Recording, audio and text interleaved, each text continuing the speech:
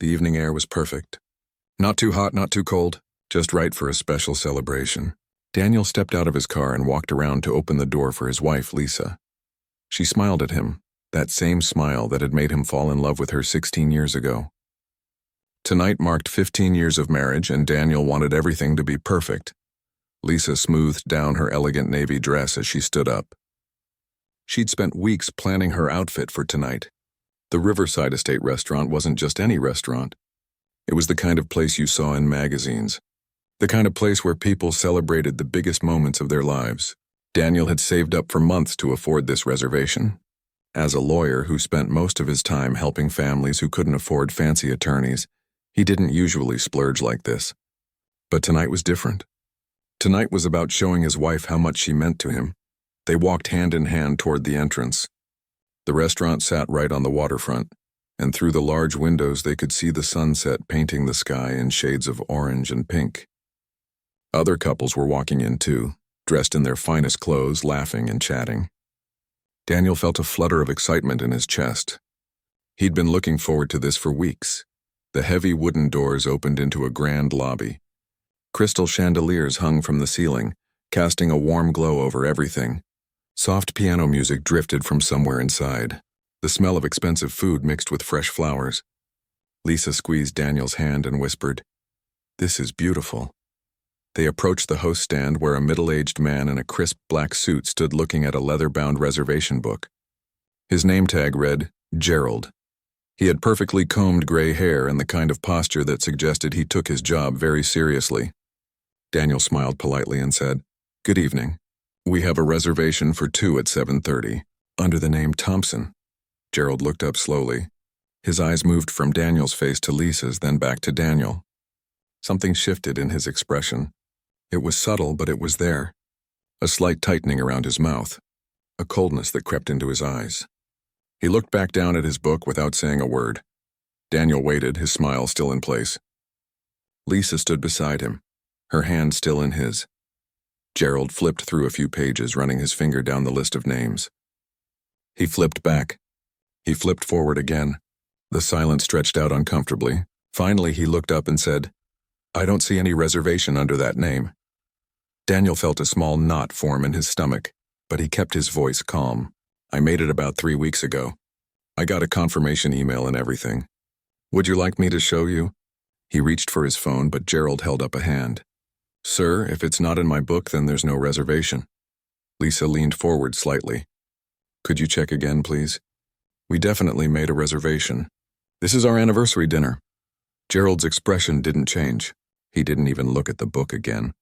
"Ma'am, as I said, there's nothing here. Perhaps you made a reservation at a different restaurant. People get confused sometimes." The knot in Daniel's stomach tightened. He'd worked as a lawyer long enough to recognize what was happening. He'd seen this look before. He'd heard that tone before. But he wanted to give this man the benefit of the doubt. He wanted to believe that this was just a simple mistake. "I'm absolutely certain we have a reservation here," Daniel said, pulling up his email on his phone. "Look, here's the confirmation. It has today's date, 7:30, party of 2. Gerald barely glanced at the phone screen. "Computer errors happen all the time. I'm sorry, but we're completely booked tonight. Perhaps you'd be more comfortable at one of the restaurants downtown. There are several nice places there that might suit you better." The way he said "suit you better" made Lisa stiffen beside him. Daniel felt heat rising in his chest, but he kept his voice level. "We don't want to go downtown. We have a reservation here." At that moment, a couple walked in behind them. A white couple, probably in their 40s, dressed nicely but no fancier than Daniel and Lisa. Gerald's face immediately brightened. "Good evening. Welcome to Riverside Estate. Do you have a reservation?" "Yes, under Patterson," the man said. Gerald didn't even look at his book. Yes, the Patterson party. Right this way, please. Your table is ready." He picked up 2 leather menus and started to walk away. The couple followed. But the woman glanced back at Daniel and Lisa with an uncomfortable expression on her face. She'd clearly noticed something was wrong. Daniel stepped forward. "Excuse me. We were here first. And we have a reservation. You didn't even check your book for them." Gerald turned around slowly, his jaw tight. "Sir, I've already explained to you that there's no reservation under your name. Now, if you'll excuse me, I need to seat these guests." "I'd like to speak to the manager, please," Daniel said. His voice was still calm, but there was steel underneath it now. This wasn't about the dinner anymore. This was about dignity. This was about the principle of the thing. Gerald's nostrils flared slightly. "The manager is very busy right now." "I'll wait," Daniel said. Lisa had pulled out her phone. Her hands were shaking slightly as she opened the camera app. Daniel knew what she was doing. After years of marriage, they didn't need to discuss these things. They both knew that sometimes the only protection you had was evidence. Gerald noticed the phone and his expression hardened even more. "Sir, I'm going to have to ask you to leave. We don't allow our guests to be harassed." "We're not harassing anyone," Lisa said quietly. Her voice was steady now, though Daniel could hear the hurt underneath it. "We're just asking to be seated at the table we reserved." By now, other diners in the restaurant had started to notice the commotion. Heads were turning. Conversations were pausing. A young couple near the entrance had stopped and were openly watching. An older man at a nearby table had pulled out his phone too. Gerald raised his voice slightly. "As I've told you multiple times, there is no reservation. This restaurant is fully booked for the evening. I need you to leave now or I'll have to call security." Daniel looked past Gerald into the dining room. He could clearly see at least 4 empty tables. They weren't even hidden in the back. They were right there in plain view with white tablecloths and fresh flowers, just waiting for guests. He pointed toward them. "Those tables are empty. Those are reserved," Gerald said flatly. "For who? That's none of your concern."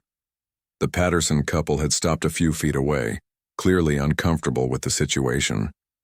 The woman whispered something to her husband.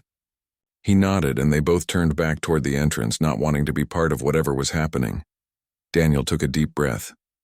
15 years of marriage, months of saving, one perfect evening that was supposed to celebrate their love and their journey together. And now this. He looked at Lisa. Her eyes were glistening, but she held her head high. She gave him a small nod. They both knew they weren't leaving. Not like this. A young woman in a server's uniform had appeared near the host stand. She looked Asian, maybe in her mid-20s, and her name tag said Sophie. She'd clearly heard the entire exchange. She was staring at Gerald with an expression that mixed surprise and disapproval. She approached quietly and said, "Gerald, could I speak with you for a moment?" But Gerald ignored her. His focus was entirely on Daniel and Lisa now, and his face had turned slightly red. "I'm going to ask you one more time to leave peacefully." The restaurant had gone quiet. Everyone was watching now. The silence in the restaurant felt thick, like everyone was holding their breath at the same time. Daniel could feel dozens of eyes on them. Some people looked curious. Others looked uncomfortable. A few looked angry, but he couldn't tell if they were angry at him and Lisa or at what was happening to them. Sophie, the young server who had tried to get Gerald's attention, stepped closer. She had a tablet in her hands, the kind restaurants use to manage reservations. "Gerald," she said again, her voice a bit louder this time. "I really think you should look at this." Gerald spun toward her, his face flushed. "Sophie, I'm handling this. Go back to your tables." But Sophie didn't move. She held up the tablet so he could see the screen. "There is a reservation for Thompson. It's right here. 7:30. Party of 2 anniversary celebration. They even requested a table by the window." Daniel felt a small surge of relief. Finally, someone was actually checking instead of just dismissing them. Lisa squeezed his hand tighter.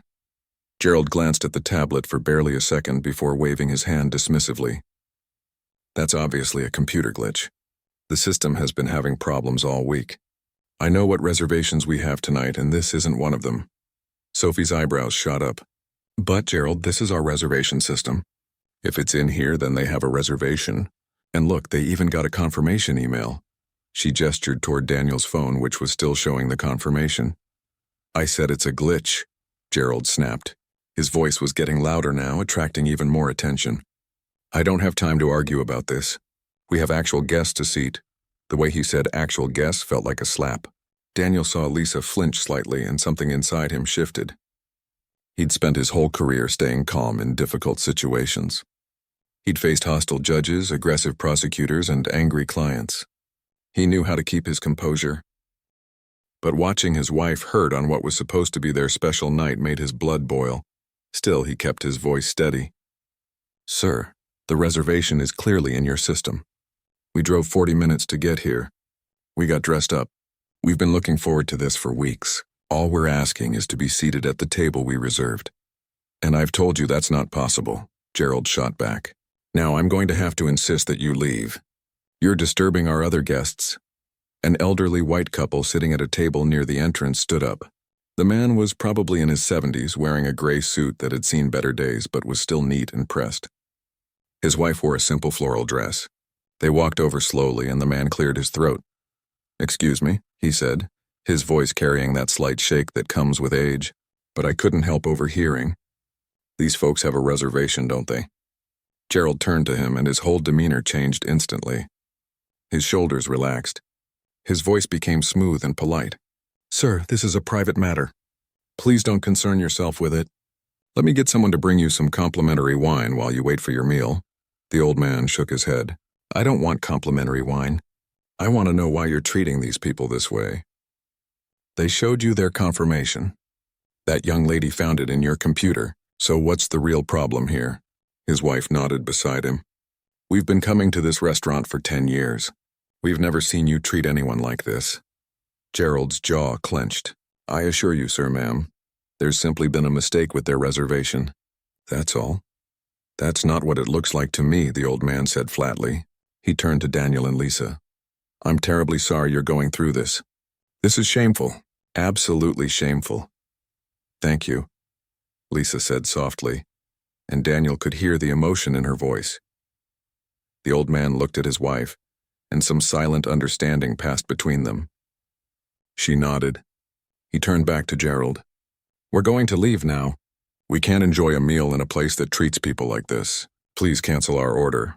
"Sir, that's really not necessary," Gerald started, but the couple was already walking toward the door. Another diner. A woman in her 30s sitting alone with a laptop, closed her computer and stood up too. "I'd like my check, please." "I'll be leaving as well." Gerald's face went from red to almost purple. "This is ridiculous." Everyone is overreacting to a simple reservation mix-up. But it wasn't just those two anymore. Daniel could see other people whispering to each other, pulling out their phones. Some were typing furiously. Others were holding their phones up, clearly recording. The situation was spiraling, and Gerald seemed to realize it too. Sophie touched Gerald's arm gently. "Please just let me seat them. We have empty tables. This doesn't have to be a big deal." Gerald jerked his arm away. "I am the host of this restaurant. I decide who gets seated and who doesn't, and I've made my decision. These people need to leave now." That's when Sophie did something that surprised everyone. She looked directly at Daniel and Lisa and said, "I'm so sorry about this. Please give me just a few minutes, okay? I promise someone will help you." Before Gerald could stop her, she turned and walked quickly toward the back of the restaurant, pulling her phone out of her pocket as she went. Gerald watched her go, his mouth tight with anger. Then he turned back to Daniel and Lisa. "I'm calling security now. You have 1 minute to leave voluntarily." Daniel felt Lisa trembling beside him, but when he looked at her, her face was composed. She was still recording with her phone, keeping it steady and pointed at Gerald. She'd been a surgeon for 12 years. Her hands were trained not to shake even when her heart was racing. "We're not leaving," Daniel said quietly. "We have every right to be here. We made a reservation. We arrived on time. We've been polite and patient. The only person causing a disturbance here is you." More phones came out among the diners. A younger guy near the bar was clearly doing a live stream, holding his phone up and narrating in a low voice. A woman at a corner table was typing on her phone while glancing up every few seconds to see what would happen next. Gerald pulled out his own phone and started dialing. "Fine, have it your way. Security will escort you out." But before he could finish dialing, a woman's voice cut through the tension. "What on earth is going on here?" Everyone turned. A woman in her early 50s stood in the doorway that led to the kitchen. She wore a chef's coat but carried herself like someone in charge. Her short brown hair was tucked behind her ears, and her face showed complete confusion as she surveyed the scene. Sophie appeared right behind her, slightly out of breath. Gerald lowered his phone. "Nothing that concerns you, Chef Reeves. Just dealing with some people who are trying to cause trouble." Chef Reeves walked forward, her eyes moving from Gerald to Daniel and Lisa, then to all the phones recording the scene. "Sophie just told me we have guests with a confirmed reservation who aren't being seated. Is that true?" "There was a computer error," Gerald said quickly. The reservation isn't legitimate. Chef Reeves held out her hand towards Sophie, who immediately gave her the tablet. The chef looked at the screen, scrolling through with her finger. Her expression grew darker with each second. This reservation was made 22 days ago. It was confirmed by email. There's even a note here that it's an anniversary celebration and they wanted a window table. She looked up at Gerald. Table 7 has been empty all night.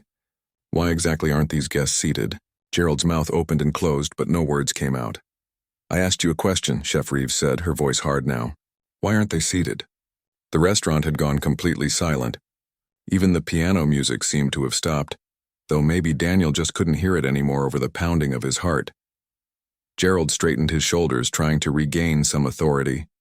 I use my professional judgment about which guests are appropriate for this establishment. That's part of my job as host. The words hung in the air like poison. There it was. Out in the open. No more excuses about computer glitches or mistakes.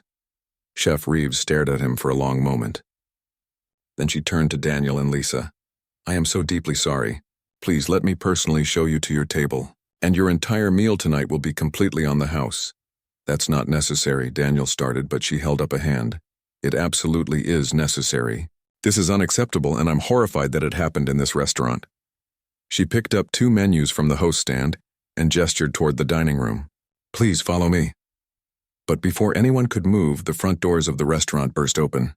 A woman in a sharp business suit rushed in, followed by a man carrying a professional video camera on his shoulder. The camera had a local news station logo on the side. The reporter looked around the restaurant, her eyes landing on Daniel and Lisa, then on Gerald, then on all the people recording with their phones. A slow smile spread across her face. I'm Jennifer Hayes from Channel 7 News, she announced, her voice clear and professional. I understand there's a story here about discrimination at Riverside Estate Restaurant. Would anyone like to comment? Gerald's face went white, actually white. Like all the blood had drained straight out of his head and pooled somewhere around his feet. He stared at the camera like it was a gun pointed right at him. Jennifer Hayes stepped further into the restaurant, her heels clicking on the marble floor. Her cameraman was already filming, the red light on his camera blinking steadily. She had that look reporters get when they know they've stumbled onto something big. Her eyes were sharp, taking in every detail of the scene. We received a call about 20 minutes ago, Jennifer said, looking around at everyone. An anonymous tip that there was a discrimination incident happening here. So I'll ask again, would anyone like to tell me what's going on? Chef Reeves stepped forward, her face a mixture of anger and embarrassment. I'm Helen Reeves, head chef here. I just arrived from the kitchen and I'm still trying to understand the situation myself. But it appears that these guests, she gestured to Daniel and Lisa, had a confirmed reservation that wasn't honored. Jennifer turned to Daniel and Lisa, her expression softening. Would you be willing to speak with me? You don't have to, of course, but if you're comfortable sharing your experience, we'd like to hear it. Daniel looked at Lisa. They'd both known this moment would come when Lisa started recording. They'd both known that once you shine a light on something like this, you can't turn it off. Lisa gave him a small nod. Yes, Daniel said. We'll talk to you. Wonderful. Let's step outside where we can speak more freely. Jennifer glanced at Gerald, and there was something fierce in that look. We'll want to get your side of the story too, sir. After we speak with these folks, Gerald finally found his voice.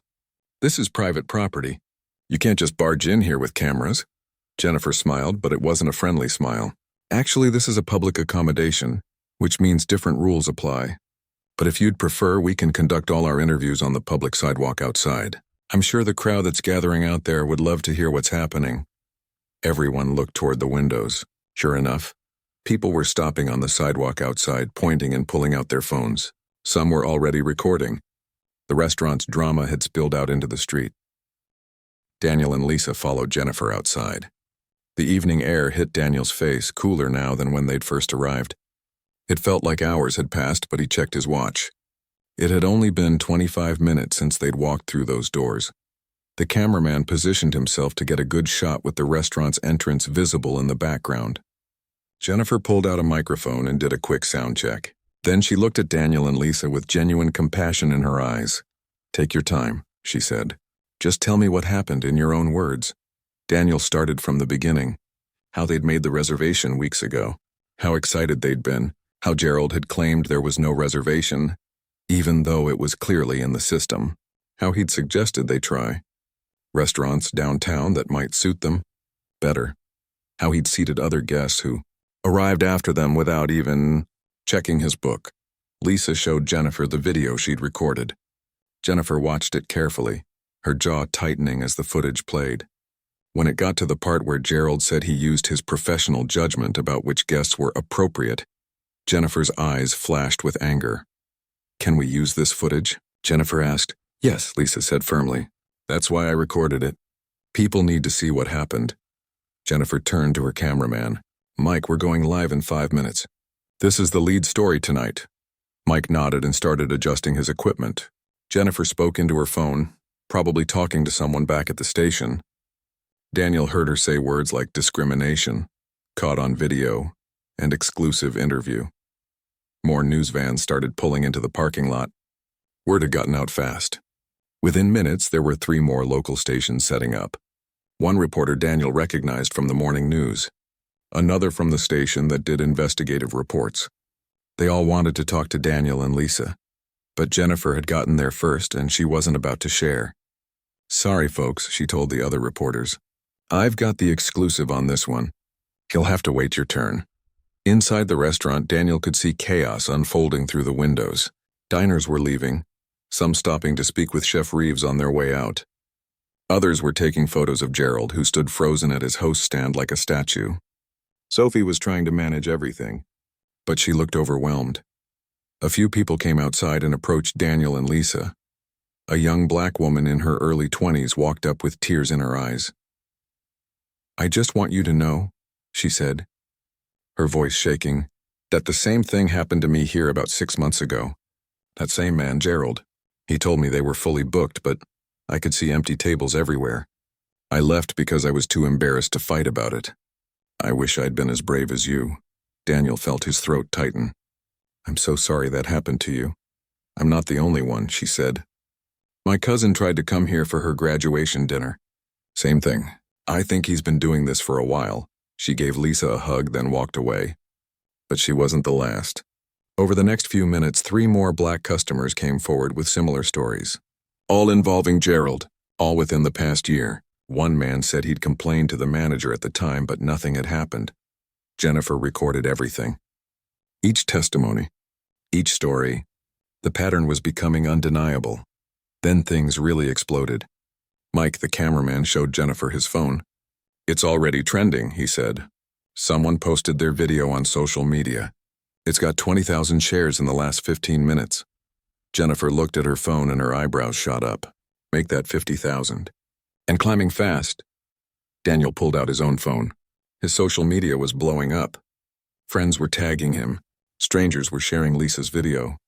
The hashtag Riverside Racism was trending not just locally, but regionally. People were angry. Really angry. The restaurant's phone must have been ringing off the hook because through the window, Daniel could see Sophie answering call after call, her face growing more stressed with each one. Then a sleek black car pulled into the parking lot, moving way too fast. It screeched to a stop in a spot marked "Reserved for Owner." A woman in an expensive business suit jumped out, her phone pressed to her ear. She looked furious. "That's Elizabeth Hartley," Jennifer said, recognition in her voice. "She owns this place. Actually, she owns a whole chain of upscale restaurants across the state. This should be interesting." Elizabeth Hartley didn't walk into the restaurant, she ran. Her heels clicked rapidly against the pavement as she rushed toward the entrance. She spotted the news cameras and froze for just a second, her face going pale. Then she straightened her shoulders and continued inside. Through the windows, everyone outside could see what happened next. Elizabeth stormed up to Gerald. Even without hearing the words, her body language said everything. Her finger pointed at him. Her face was red. Her mouth was moving rapidly. Gerald tried to say something back, but she cut him off with a sharp gesture. Chef Reeves approached them, showing Elizabeth the tablet with the reservation. Elizabeth looked at it, then looked at Gerald with an expression of pure disgust. She said something else and Gerald's shoulders slumped. He started to walk toward the back of the restaurant, but Elizabeth grabbed his arm and steered him toward the front door instead. They came outside together, Elizabeth practically dragging Gerald along. The cameras immediately focused on them. Elizabeth held up a hand. Please everyone, just give me one moment, she said. Her voice was tight with controlled anger. She looked around until her eyes found Daniel and Lisa. She walked straight over to them. Mr. and Mrs. Thompson, she said. I am Elizabeth Hartley, the owner of this restaurant. I cannot begin to express how deeply sorry I am for what happened to you tonight. What occurred here is absolutely unacceptable and goes against everything I believe in and everything this restaurant is supposed to stand for. She turned to face the cameras. I want to make a public statement right now. Gerald Whitmore is no longer employed at Riverside Estate or any of my restaurants, effective immediately. His actions tonight were discriminatory, inexcusable, and will not be tolerated. Gerald, standing a few feet away, looked like he wanted to disappear into the ground. He opened his mouth to speak, but Elizabeth held up her hand. Don't, she said coldly. Just don't. You've done enough damage for one night. Jennifer stepped forward with her microphone. Ms. Hartley, were you aware this had happened before? We have multiple witnesses who say this isn't the first time Mr. Whitmore has discriminated against black customers. Elizabeth's face showed genuine shock. What? No, I had no idea. If I had known, he would have been fired long ago. She turned to the people who had come forward with their stories. I am so sorry. If you're willing, please give your information to my assistant. I want to make this right with all of you. A man in the crowd shouted, It's too late for apologies. You should have been paying attention to what was happening in your own restaurant. Elizabeth flinched but nodded. You're right. I should have, and I will do better. I promise you that. But promises weren't going to fix this. Daniel could see it in the faces around him. People weren't just angry about tonight. They were angry about all the nights like this. All the times they'd been made to feel unwelcome.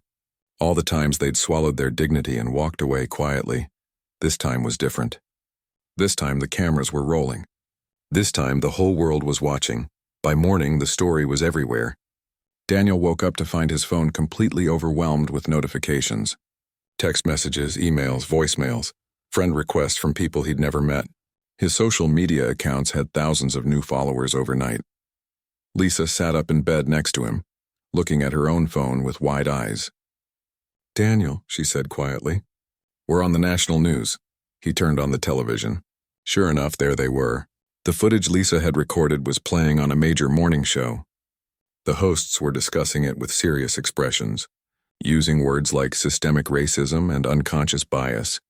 One host was practically shouting about how this kind of thing happened too often. Daniel's phone rang. It was his brother calling from California, then his sister from Atlanta, then his mother, who was crying and asking if they were okay. His phone didn't stop ringing for the next 2 hours. The story had taken on a life of its own. It wasn't just about one restaurant anymore. It had become something bigger. News outlets were running pieces about discrimination in upscale establishments across the country. Think pieces were being written. Social media was flooded with people sharing their own stories of being turned away from restaurants, clubs, and hotels for no good reason. The hashtag Riverside Racism had been used over 2 million times. People were posting photos of themselves at the restaurant with captions like, "Never going back" and "Canceled my reservation." The restaurant's review pages were being bombed with 1-star ratings. Their social media accounts had been flooded with angry comments, but it wasn't just anger. There was support too. So much support. People from all over the country were reaching out to Daniel and Lisa, thanking them for not backing down, for using their voice, for shining a light on something that happened far too often in the shadows. Around 10 in the morning, Daniel got a call from an unknown number. He almost didn't answer, but something made him pick up. Mr. Thompson, this is Patricia Morrison from the Civil Rights Legal Foundation. I've been following your story, and I'd like to discuss the possibility of legal action against Riverside Estate Restaurant. Daniel sat up straighter. He was a lawyer himself, but his specialty was family law, not civil rights cases. What kind of legal action? A discrimination lawsuit. Based on what I've seen, you have a very strong case. And frankly, I think this needs to go beyond just Gerald Whitmore losing his job. There needs to be real accountability. They talked for almost an hour. Patricia explained that other customers who'd experienced discrimination at the restaurant were reaching out to her office too. They could potentially file a class action lawsuit. The case could set an important precedent. I need to talk to my wife, Daniel said finally. This is a big decision, of course. Take your time. But Mr. Thompson, Win or lose, cases like this matter. They send a message that this behavior has consequences. After he hung up, Daniel found Lisa in the kitchen making coffee. She'd already showered and gotten dressed, but she looked tired. Neither of them had slept much. "That was a civil rights attorney," he said. "She wants us to file a discrimination lawsuit." Lisa poured them both coffee and sat down at the table. "What do you think?" "I think part of me just wants this to be over. To go back to our normal lives." He took a sip of coffee. "But another part of me keeps thinking about that young woman last night. The one who said she left because she was too embarrassed to fight. How many other people has Gerald done this to? How many people just walked away quietly? And if we don't do anything," Lisa said slowly, "then what? Gerald gets fired, but nothing really changes. He just gets a job somewhere else and does the same thing." They sat in silence for a moment, both thinking. Lisa's phone buzzed.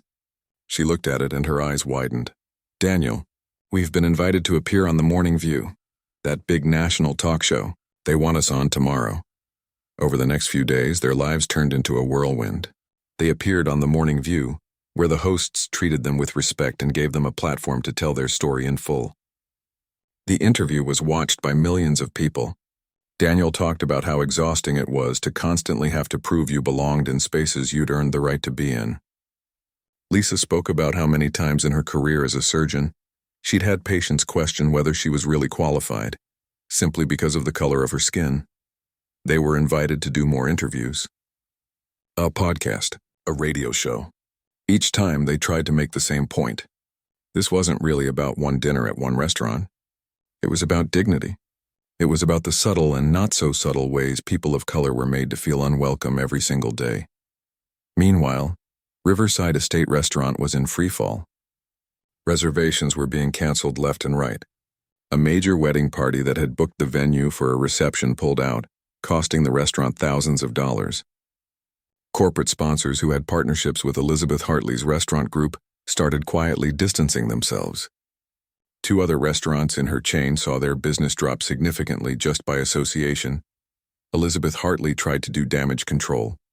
She issued multiple public apologies. She announced that all staff across her restaurant chain would undergo mandatory anti-discrimination training. She donated $50,000 to civil rights organizations. She even appeared on television herself, looking tired and stressed, promising to do better. But the internet wasn't ready to forgive. People dug into the restaurant's history. They found that 3 years ago, another black couple had filed a complaint with the city's Human Rights Commission about being denied service. Nothing had come of it. The complaint had been dismissed as inconclusive. Critics started asking hard questions. Why hadn't Elizabeth Hartley known what was happening in her own restaurant? How had Gerald worked there for 8 years without anyone noticing a pattern? Was this really just about one bad employee, or was there something deeper wrong with the whole organization? Then Gerald made everything worse by doing a television interview of his own. He appeared on a local news station looking defensive and angry. He claimed he'd been set up, that Daniel and Lisa had come looking for trouble, that he'd been doing his job the way he'd always done it, and now he was being crucified for it. He never actually apologized. Not really. He said things like, "I'm sorry if anyone was offended and it wasn't my intention to discriminate." But he never admitted that what he'd done was wrong. The interview was a disaster. People tore it apart online. Clips of his worst statements went viral. Doing his job the way he'd always done it became a meme, with people pointing out that was exactly the problem. Daniel watched the interview with a sinking feeling in his stomach. "He doesn't get it," he said to Lisa. "He genuinely doesn't understand what he did wrong." "Some people never will," Lisa replied. "That's why we need to go forward with the lawsuit." They'd made their decision. They were going to sue. Not for themselves, really. The money didn't matter that much to Daniel and Lisa. They were both successful professionals. They were comfortable. But Patricia Morrison had explained that if they won, it could force real changes. Mandatory training, better oversight, clear policies, and most importantly, it would send a message that this behavior had real consequences. The lawsuit was filed on a Tuesday morning. The news spread quickly. By afternoon, it was trending again on social media. This time, the support was even stronger. Crowdfunding pages popped up to help with legal costs, even though Daniel and Lisa didn't ask for them. People wanted to contribute. They wanted to feel like they were part of making change happen. But not everyone was supportive. Daniel and Lisa started receiving hate mail, angry messages from people who accused them of playing the race card or trying to get rich off of fake outrage. Some messages were worse, filled with slurs and threats. They reported the threats to the police, but it was scary. Lisa stopped looking at the comments on social media. Daniel found himself checking the locks on their doors twice before bed. His law partner, Kevin, pulled him aside one day at the office. "Are you sure you want to keep going with this? It's getting ugly out there." Daniel thought about it, really thought about it. Then he shook his head. "If we stop now, what does that say? That if people push back hard enough, they can silence you? No, we're seeing this through." Elizabeth Hartley reached out through her lawyers, offering a settlement. A private settlement with a non-disclosure agreement. They would pay Daniel and Lisa a substantial amount of money if they agreed to drop the lawsuit and never speak publicly about the incident again. Daniel and Lisa discussed it over dinner. The money being offered was significant. They could pay off their mortgage, set up college funds for the kids they hoped to have someday, take that trip to Africa they'd always dreamed about. "But if we take it," Lisa said, "then everything stays the same. The restaurant pays us to be quiet and nothing really changes." Daniel nodded. He'd been thinking the same thing. Patricia said that if we reject the settlement and go to trial, we could lose. Lawsuits are unpredictable, even with all the evidence we have. "I know," Lisa said, "but some things are more important than money." They rejected the settlement offer. The news made headlines. People called them brave. Some called them foolish. But Daniel and Lisa knew what they were doing. This had never been about the money. The trial date was set for 6 months away. In the meantime, life went on. Daniel went back to work, representing families in custody disputes and divorce proceedings. Lisa returned to the hospital, performing heart surgeries and saving lives. But everything had changed. People recognized them now. Strangers would stop them on the street to say thank you or to share their own stories. It was overwhelming sometimes, but also oddly beautiful. Their personal pain had opened up something bigger. A conversation that needed to happen. Sophie, the young server who had tried to help them that night, reached out through social media. She'd quit her job at the restaurant the day after the incident. She couldn't work somewhere that had let discrimination happen under everyone's noses. She was going to testify on their behalf at the trial. More people came forward willing to testify, former employees who'd witnessed Gerald's behavior. Other customers who'd been treated poorly. The case was getting stronger. 6 months felt like both forever and no time at all. Daniel stood in front of the courthouse, adjusting his tie for the 3rd time. Lisa squeezed his hand and gave him that look she always did when she knew he was nervous. The look that said, "We've got this." The courthouse steps were packed with people. News cameras lined the sidewalk. Supporters held signs that said things like "Justice for the Thompsons" and "Dignity is a right, not a privilege." Some of the people who'd come forward with their own stories about Gerald stood in the crowd, waiting to see what would happen. Patricia Morrison, their attorney, walked up looking confident in her gray suit. "Ready?" she asked. "As ready as we'll ever be," Daniel replied. The courtroom was full, every seat taken. The judge, an older black woman named Judge Rachel Williams, entered and everyone stood. She had a reputation for being fair but tough. She didn't tolerate nonsense from either side. The trial lasted 3 days. 3 long, exhausting days of testimony and evidence and legal arguments. Sophie testified about what she'd seen that night, her voice steady and clear. The other customers who'd been discriminated against told their stories. Some of them cried. One man's voice shook so badly he could barely get the words out. The restaurant's lawyers tried to argue that Gerald had acted alone, that his behavior didn't reflect company policy. They brought in the employee handbook, which clearly stated that discrimination wouldn't be tolerated. They showed records of diversity training that staff had supposedly completed. But Patricia Morrison was brilliant. She tore their arguments apart piece by piece. She showed that the diversity training was a single online course that employees could click through in 15 minutes without actually watching. She presented evidence that 3 complaints about Gerald's behavior had been filed over the years, and all of them had been dismissed or ignored. She demonstrated that management had either known about the problem and done nothing, or had been so negligent that they'd failed to notice a clear pattern.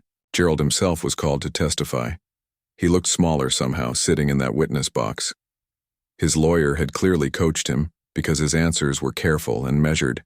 He claimed he'd never meant to discriminate, that he'd genuinely believed there was a problem with the reservation system, that he'd been doing his job to the best of his ability. But under cross-examination, Patricia got him to admit things he probably didn't mean to. Like the fact that he couldn't remember ever turning away a white customer for a reservation error. Like the fact that when he suggested Daniel and Lisa try restaurants downtown, he'd meant the part of town where more black people lived. His lawyer looked like he wanted to crawl under the table. Elizabeth Hartley testified too. She looked exhausted, like she hadn't slept in months. She probably hadn't. Her entire business empire was at stake here. She apologized again, this time under oath. She explained the changes she'd made, the new training programs, the oversight committees, the anonymous hotline for reporting discrimination. But why did it take this incident for you to implement these changes? Patricia asked. Why wasn't this done years ago? Elizabeth didn't have a good answer for that. I should have done better, she said finally. I thought I was running ethical businesses, but I wasn't paying close enough attention. That's on me. On the final day, Daniel himself took the stand. His lawyer asked him to describe what happened that night, and he did. He talked about the excitement they'd felt, the way his stomach had dropped when Gerald looked at them with such coldness, the humiliation of being turned away while others were seated, the way his wife had trembled beside him even though she kept her face composed. What did you hope to accomplish by filing this lawsuit? Patricia asked. Daniel looked out at the courtroom, at all the faces watching him. I wanted accountability, he said, not just for us, but for everyone who's ever been made to feel less than. Every person who's been turned away from a job or a restaurant or an apartment for reasons that had nothing to do with their qualifications. I wanted to send a message that this behavior has consequences, that you can't just apologize and move on without making real changes. The restaurant's lawyer tried to shake his testimony during cross-examination, suggesting that Daniel and Lisa were just looking for a payout, that they'd made this bigger than it needed to be for attention. Daniel stayed calm. We rejected a settlement that would have paid us significantly more than we're asking for now, he said. This was never about money. It was about principle. After closing arguments, Judge Williams took a recess to make her decision. It felt like the longest 2 hours of Daniel's life. He and Lisa sat in a side room, not saying much, just holding hands and waiting. Finally, they were called back in. The courtroom was dead silent as Judge Williams looked down from her bench. I've reviewed all the evidence and testimony presented in this case, she began, and I find that the plaintiffs have clearly demonstrated that they were discriminated against based on their race. Mr. Whitmore's actions were not an isolated incident, but part of a pattern of behavior that the restaurant either knew about or should have known about. Daniel felt Lisa's hand tighten in his. Furthermore, the judge continued, I find that Riverside Estate Restaurant failed in its duty to provide equal service to all customers. The training and oversight systems that were in place were inadequate at best and negligent at worst. I am therefore ruling in favor of the plaintiffs. A murmur went through the courtroom. Daniel felt something release in his chest. They'd won. Judge Williams wasn't finished. I am awarding compensatory damages to Mr. and Mrs. Thompson in the amount of $75,000. Additionally, I am awarding punitive damages against Riverside Estate Restaurant in the amount of $250,000. The restaurant's lawyers looked like they'd been punched. Elizabeth Hartley's face was pale. These punitive damages, Judge Williams said, her voice firm, are meant to send a clear message. Discrimination is not just morally wrong. It's illegal, and it will cost you. I hope other establishments are paying attention. Outside the courthouse, the crowd erupted in cheers when Daniel and Lisa emerged. People were crying and hugging and celebrating. Jennifer Hayes, who'd been covering the trial the whole time, rushed up with her camera crew. How does it feel? She asked, holding out her microphone. Daniel thought about it. It feels like justice, he said finally. Not just for us, but for everyone who's been through something like this. We hope this case makes a difference. Lisa stepped forward. We're donating our entire portion of the settlement to the Civil Rights Legal Foundation, she announced. so they can help other people who face discrimination but might not have the resources to fight back. That news made headlines too. People called them heroes. Daniel and Lisa didn't feel like heroes. They just felt like two people who'd refused to accept being treated as less than human. True to their word, they donated the money. All $75,000 went to help fund other civil rights cases. The punitive damages that Riverside Estate had to pay went into a fund that supported anti-discrimination training programs across the state. Elizabeth Hartley followed through on her promises too. Her entire restaurant chain implemented strict new policies, quarterly audits, anonymous reporting systems, real meaningful training that staff had to pass with actual tests. She hired a chief diversity officer to oversee it all. Several other restaurant chains followed her lead, not wanting to face similar lawsuits. Gerald never worked in hospitality again. Last Daniel heard, he'd moved to a different state and taken a job in shipping logistics. Some people said the punishment was too harsh. Daniel didn't agree. Actions had consequences. That was the whole point. Sophie, the server who'd tried to help that night, went back to school and got her degree in social work. She sent Daniel and Lisa a card when she graduated, thanking them for inspiring her to stand up for what was right. The other victims who'd come forward with their stories felt vindicated. Several of them said that being part of the case had helped them heal from their own experiences. One woman said it was the first time she'd felt like her pain mattered. A year after the trial, Daniel and Lisa went out for their anniversary dinner. They chose a different restaurant this time, a small family-owned place with amazing food and warm service. No one stared at them. No one questioned their reservation. They were just two people enjoying a meal together, the way it should always have been. "Do you ever regret it?" Lisa asked over dessert. "Everything we went through? The hate mail, the stress, the months of our lives consumed by the trial?" Daniel thought about it. Really thought about it. Then he shook his head. "No, because we made a difference.